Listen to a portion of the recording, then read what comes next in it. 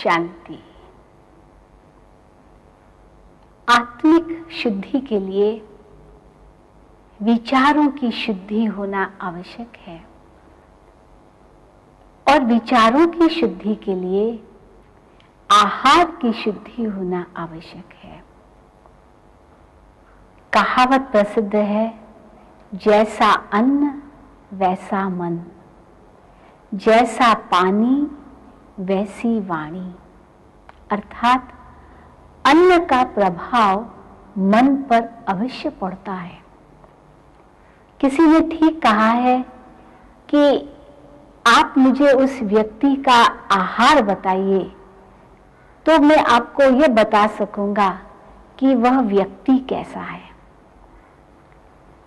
क्योंकि हम जैसा भोजन स्वीकार करते हैं उसी अनुसार हमारे मन की वृत्तियां उत्पन्न होती है। भोजन तो सभी खाते हैं, पशु पक्षी भी भोजन स्वीकार करते हैं, लेकिन आपने अवश्य देखा होगा जो शाकाहारी पशु होते हैं उनका व्यवहार कैसे होता है और जो मांसाहारी पशु होते हैं उनका व्यवहार कैसे होता है।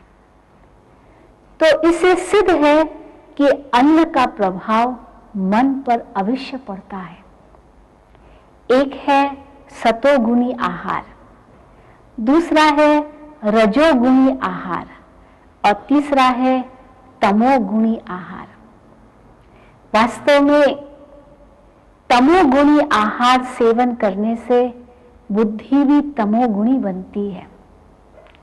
किसी निर्दोष जानवर की हत्या करके हम उसका मांस स्वीकार करते हैं, जैसे कि अपने पेट को कब्रिस्तान बना देते हैं, किसी का खून बहाते हैं। कितना कष्ट आया होगा उस प्राणी को जब उसकी हत्या की गई होगी। कई लोग कहते हैं कि इसमें हमने क्या पाप किया, हमारे सामने तो मांसाहार आया और हमने स्वीकार किया, हमने किसी जानवर की हत्या तो की नहीं। अगर हम करते होते तो शायद कहा जाता कि हाँ हमने पाप किया, लेकिन हमने मांस स्वीकार किया तो किसी ने उस मांस को पकाया, किसी ने उसको बेचा, किसी ने उसे खरीदा, किसी ने उस जानवर को मारा और किसी ने उसको पकड़ा। वास्तव में सभी पर समान पाप चढ़ता है। ये हम कभी नहीं सोचे कि हमने तो मांस केवल खाया, हमने किसी जानवर की हत्या तो नहीं की।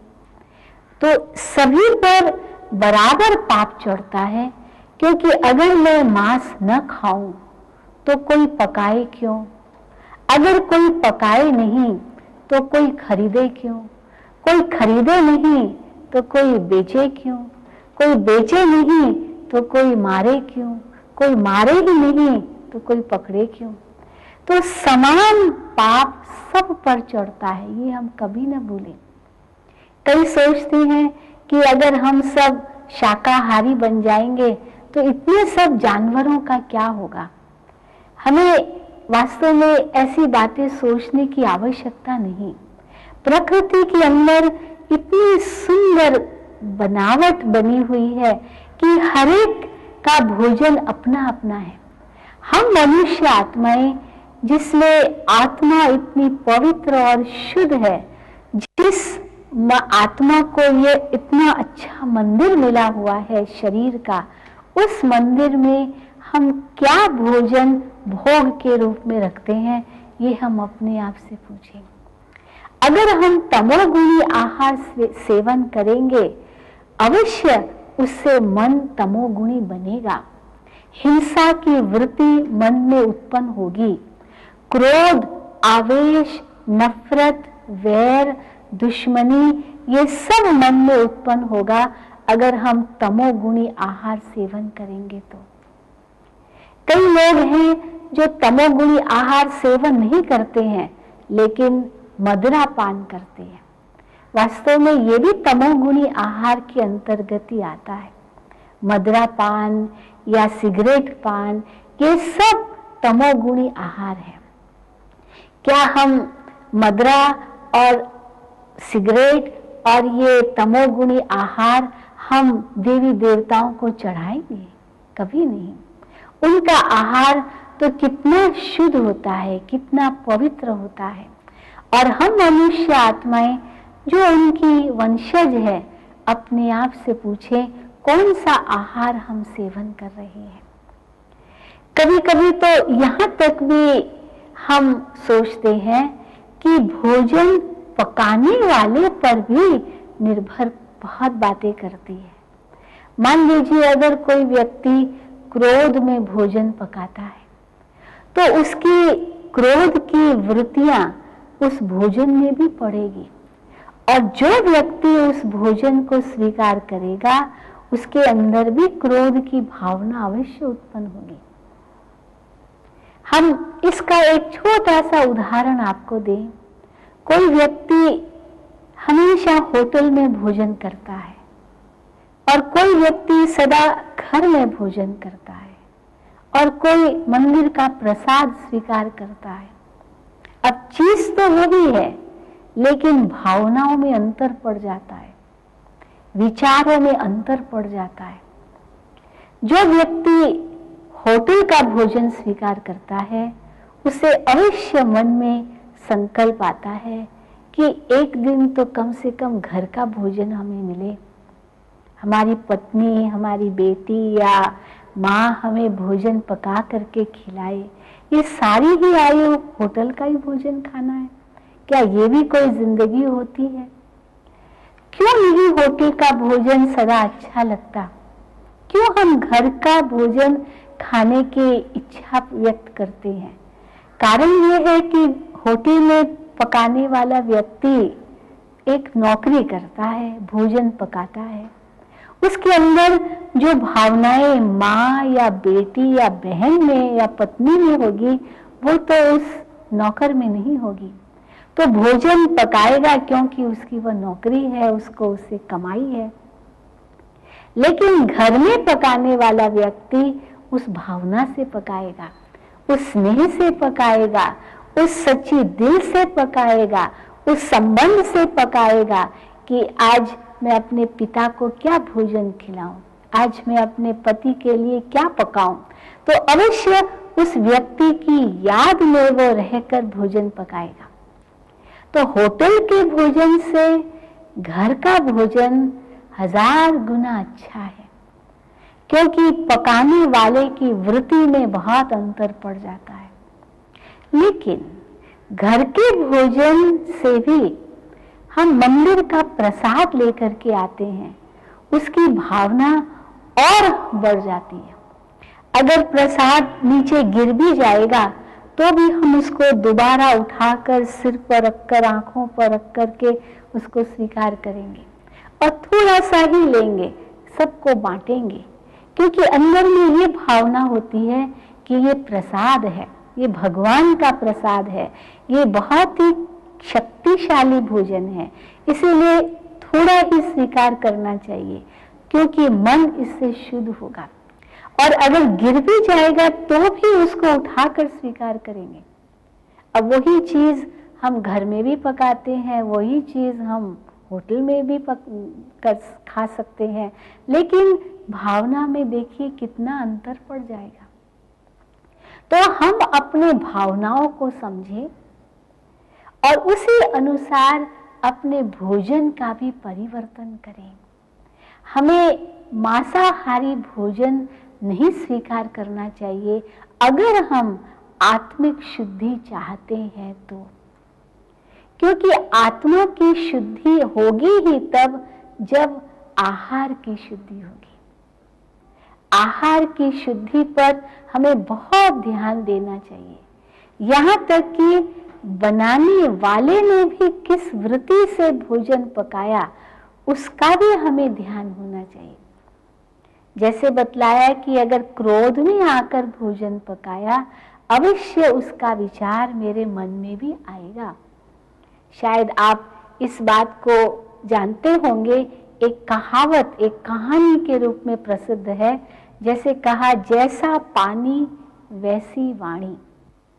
एक महान संत किसी जंगल से गुजर रहा था और अचानक उसे प्यास लगी। एक व्यक्ति गुजर रहा था, उससे पूछ लिया कि यहाँ कोई कुआं है। उस व्यक्ति ने कहा, थोड़ी सी दूरी पर एक कुआं है, आप वहां से पानी भर सकते हैं।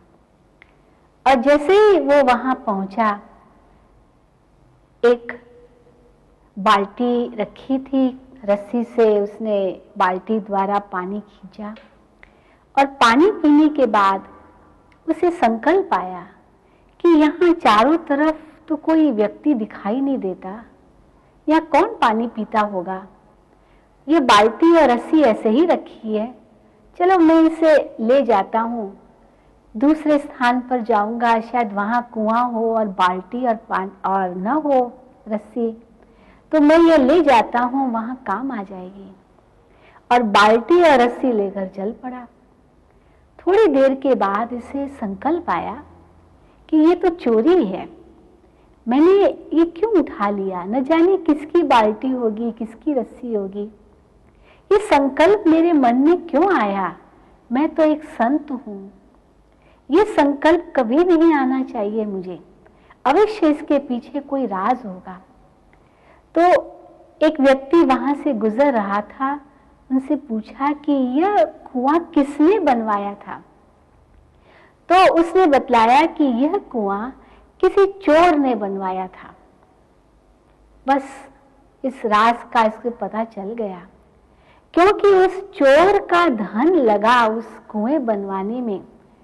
और जैसे ही इसने उस कुएं से पानी पिया, उसे चोरी करने का संकल्प आया। तो देखिए, जैसा पानी वैसी वाणी। पानी का भी असर मन पर होता है, वचन पर होता है, तो अन्न का असर तो और भी अधिक होगा। लेकिन आज की दुनिया में हम कहाँ इन बातों पर ध्यान देते हैं, बस जो आया खा लिया। वैसे तो आज डॉक्टर्स हमें बतलाते हैं कि हमें क्या खाना चाहिए, तो उस हिसाब से तो हम बहुत ध्यान रखते हैं, इतना कार्बोहाइड्रेट्स हो, इतना स्टार्च हो, इतनी ये कैलोरीज हो, शरीर के लिए क्या भोजन होना चाहिए, हम उस पर कितना ध्यान देते हैं। लेकिन क्या ये भी हमने ध्यान दिया कि वो किस वृत्ति से भोजन पकाया जाता है और किस प्रकार का भोजन सेवन होता है। हम समझते हैं मांस खाने से ही हमें शक्ति मिलेगी, लेकिन ऐसी बात नहीं है। आज जिन देशों में मांस अधिक खाया जाता है, वहां के लोग अधिक बीमार हैं। आज कितने आर्थराइटिस के पेशेंट्स, हार्ट पेशेंट्स, अगर हम एक स्टैटिस्टिक्स निकालें, क्योंकि वे अधिक मांस खाते हैं। शाकाहारी व्यक्ति अधिक जीवन जी सकता है। आज जितने भी आप शाकाहारी जानवर देखिए, उनकी कितनी लंबी आयु होती है। सबसे लंबी आयु तो हाथी की होती है और वह शाकाहारी है। घोड़ा शाकाहारी है, कितनी उसमें शक्ति है। और इंसान अगर सोचे कि मांसाहार से ही शक्ति आ सकती है, शायद ये उसकी भूल है। तो अगर हम अपने आत्मा की शुद्धि चाहते हैं, विचारों की शुद्धि चाहते हैं, तो अवश्य हमें अपने आहार पर ध्यान देना होगा। सतोगुणी भोजन सबसे शुद्ध भोजन है। जो चीज हमें प्रकृति देती है, हम उसका सेवन कर सकते हैं। प्रकृति हमें बहुत कुछ देती है। इतना श्रेष्ठ भोजन हमें प्रकृति के द्वारा मिलता है, हम उसको न सेवन करके मांस को सेवन करते हैं। एक कहावत प्रसिद्ध है, शायद आप जानते होंगे। कहा गया है कि जो घास खाकर मांस बढ़ाता, उसका भी एक दिन कत्ल होता है। तो जो मांस खाकर मांस बढ़ाएगा, उसका क्या हाल होगा। अर्थात अब हम निर्दोष जानवरों की हत्याएं करते हैं और वो तो घास खाते हैं, एक बकरी घास खाती है, तो इन निर्दोष जानवरों की हत्या करते जो घास खाते उनका भी एक दिन कत्ल होता है। तो अगर मांस खा करके हम अपने मांस को बढ़ाएंगे तो क्या हाल होगा। अवश्य धर्मराजपुरी में हमें बहुत सजाएं खानी पड़ेगी, क्योंकि अनेक निर्दोष जानवरों को कष्ट देकर के उनका मांस हमने स्वीकार किया है। तो इसीलिए आहार की बहुत बड़ी शुद्धि चाहिए अगर हम अपने विचारों को शुद्ध करना चाहते हैं। तो क्या हम अपने पेट को कब्रिस्तान बनाना चाहते हैं, जैसे कि मुर्दों को हम अपने पेट में दफना रहे हैं? वैसे भी मनुष्य जो परमात्मा की सबसे ऊंची रचना है, उस मनुष्य को जानवर खाने का आदेश बिल्कुल नहीं है। हमें तो जानवरों से प्रीत रखनी चाहिए। प्रकृति की हर चीज से हमारी प्रीत है, पशु पक्षियों से भी हमारी प्रीत है। और जब हम उनसे सच्ची प्रीत रख करके उनको भी जीने का अधिकार देंगे, तब हम वातावरण को भी अनुकूल बना सकेंगे, इकोलॉजी को भी हम श्रेष्ठ बना सकेंगे। अब जितना ही हम आहार पर ध्यान दें, उतना ही हम और बातों पर भी ध्यान दें। आज हम सिगरेट पीते हैं, लेकिन जरा सोचिए क्या नतीजा होगा इस सिगरेट पीने का। कई लोग तो समझते हैं यही तो मॉडर्न लाइफ है, सिगरेट पीना, शराब पीना, मांस खाना, यही तो जीवन है। अब कोई व्यक्ति आज 1 सिगरेट पीता है, कल 2 सिगरेट पीता है, परसों 8 सिगरेट पीता है, धीरे धीरे उस सिगरेट का वो आदी हो जाता है। और धीरे धीरे वो भी स्थिति आती है जब सिगरेट वो नहीं पीता, लेकिन सिगरेट उसको पीती है, या शराब वो नहीं पीता, लेकिन शराब उसको पीती है, क्योंकि उसके सारे शरीर को बर्बाद कर देती है। आज कई हमने व्यक्ति देखे हैं जो फेफड़े की बीमारी से ग्रस्त हैं। डॉक्टर उन्हें ये भी कहते हैं कि सिगरेट पीना बंद करो, शराब पीना बंद करो। वे कहते हैं मर जाएंगे लेकिन सिगरेट नहीं छोड़ेंगे, शराब नहीं छोड़ेंगे, मरना पसंद है। एक बार एक किस्सा आया था अखबार में कि अमेरिका में किसी ने सिगरेट की एडवर्टाइजमेंट दी और एक छोटा सा उन्होंने एक रूप रखा कि सिगरेट की पैकेट का जो नाम दिया वो था डेथ, मृत्यु। और ये सोचा कि शायद यह पैकेट नहीं बिकेगा, यह ब्रांड नहीं बिकेगी। लेकिन आश्चर्य की बात है कि डेथ नाम सुन करके और भी अधिक युवकों ने वह सिगरेट के पैकेट लिए और एक ही दिन में आउट ऑफ स्टॉक हो गया। तो आप देखिए कि लोग मरने से नहीं डरते, लेकिन अपने व्यसनों को, अपने बुराइयों को छोड़ना नहीं चाहते। और मनुष्य का अमूल्य जीवन यूं ही बर्बाद हो रहा है। एक छोटी सी सिगरेट, 3 इंच की सिगरेट और 6 फीट का इंसान उसी का गुलाम है ना। आश्चर्य की बात। तो हम केवल इंद्रियों के ही गुलाम नहीं बन रहे हैं, लेकिन व्यसनों के भी गुलाम बन रहे हैं। आज मनुष्य ड्रग्स लेता है, क्या नहीं वो सेवन करता है, अपना जीवन भी बर्बाद कर रहा है, अपने परिवार का भी जीवन बर्बाद कर रहा है, समाज को भी पतन की ओर ले जा रहा है। देश और सारे विश्व की गिरावट इसी के कारण हो रही है। ड्रग ट्रैफिकिंग, ये सब क्या हो रहा है हमारी दुनिया में। अब इसका एक ही मात्र इलाज है कि हम अपने सत्य स्वरूप को पहचानें, अपने पिता परमात्मा को पहचानें और उनसे हम योग रखें, तो आत्मा को सच्चा नशा मिलेगा। कहा जाता है सब नशों में है नुकसान सिवाय एक नशे के, और वह नशा है ईश्वरीय नशा। आत्मा उस परमात्मा की याद में खो जाए और उनके ही गुणों का रसास्वादन करे तो अनुभव होगा कि प्रेम, शांति, सुख, आनंद जो आत्मा की असली शक्तियां हैं वह फिर से अनुभव होगी और उस नशे का अनुभव आत्मा कर सकेगी। और जब ये ईश्वरीय नशा या नारायणी नशा आत्मा को चढ़ जाता है तो फिर बाकी नशे फीके लगते हैं। जैसे आप कोई मीठी चीज खा लीजिए तो उसके खाने के बाद चाहे कितनी भी टेस्टी चीज क्यों नहीं आप खाएं तो भी वो आपको फीकी लगेगी, क्योंकि मीठी चीज का आपने पहले सेवन कर लिया। इसी प्रकार परमात्मा की याद का एक रसास्वादन अगर आत्मा ने कर लिया तो उसकी भेंट में ये इंद्रियों का रस फीका लगने लगता है। और इन इंद्रियों के रस के पीछे आज इंसान इनका गुलाम बनता जा रहा है। तो अगर इस गुलामी से हम छूटना चाहते हैं तो ईश्वर का रस अनुभव कीजिए, और उस रस को स्वीकार करने से, उसका पान करने से ये भौतिक रस अपने आप समाप्त हो जाएंगे।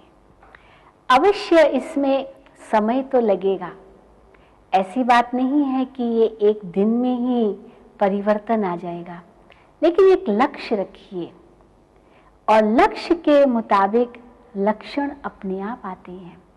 ये लक्ष्य रखिए कि हमें सतोगुणी आहार स्वीकार करना है, जो प्रकृति की दिन है उसे ही हमें स्वीकार करना है, वो सतोगुणी आहार है।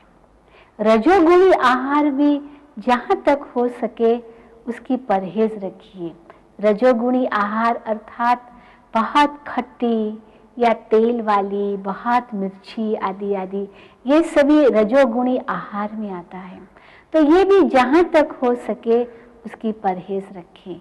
लेकिन सतोगुणी आहार, शाक, सब्जियाँ, दूध, ये सब सतोगुणी आहार में आता है, जिसके सेवन करने से शरीर भी हृष्ट पुष्ट होता है और साथ साथ आत्मा भी शक्तिशाली होती है।